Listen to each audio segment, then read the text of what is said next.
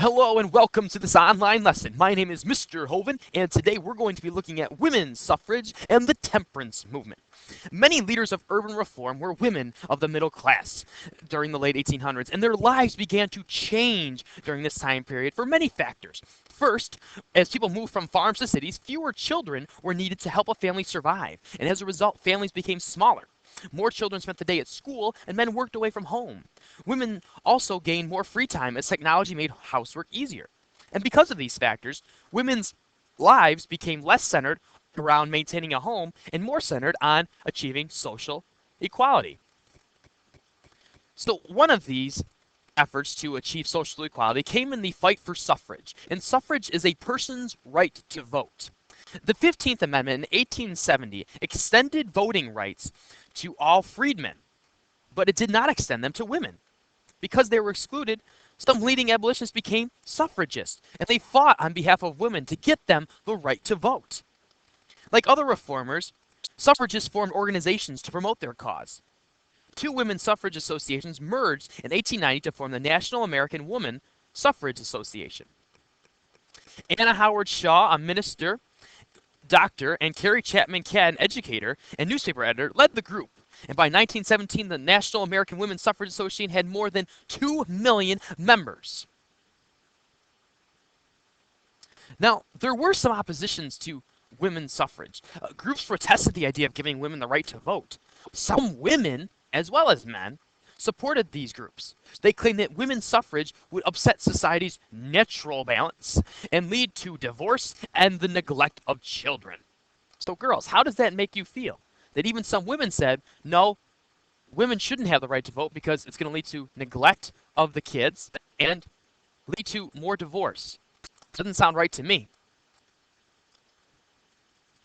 As the progressive movement gained momentum, however, many middle-class women concluded that they needed to vote to promote the reforms they favored. Many working-class women also wanted to vote to pass labor laws protecting women and children.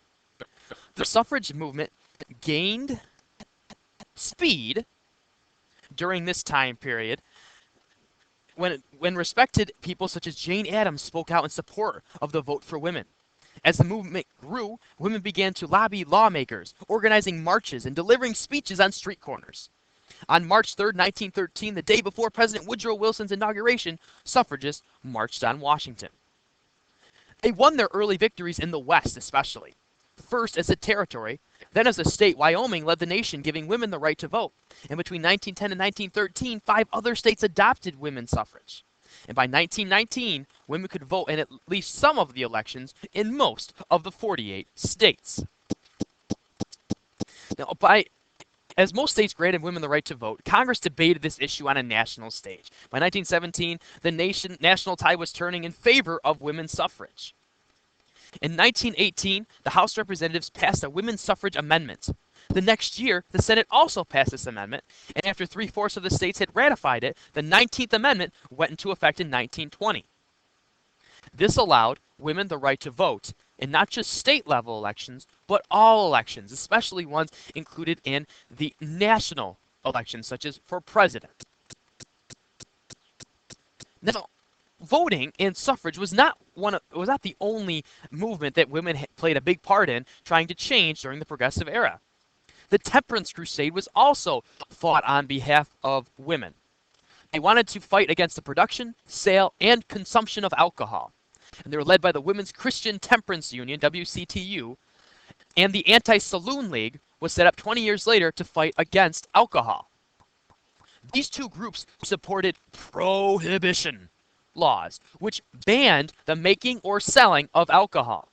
Prohibition will come up again later in the year. Now, there were some leaders in this movement, especially early on. Frances Willard educated the public about the dangers of alcohol abuse in her speeches and in her writing.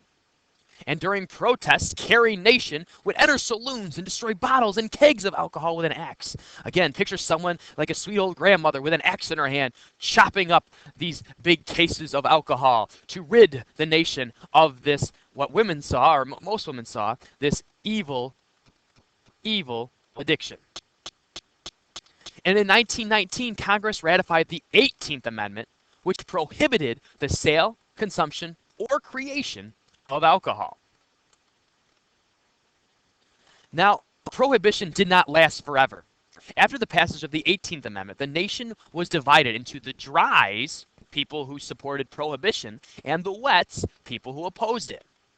A continued demand for alcohol led to widespread law breaking and organized crime bosses such as Al Capone made millions of dollars smuggling illegal moonshine.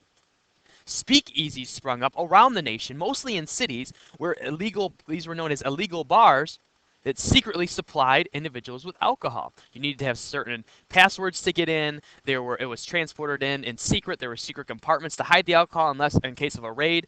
But people broke the law, went out, had fun, and still continued to drink despite the 18th Amendment. And one problem was there wasn't enough enforcement with the 18th Amendment. The number of alcohol enforcement agents was around 1,500 for the entire nation. So 1,500 people for everyone in the United States. Definitely not enough to control the alcohol business.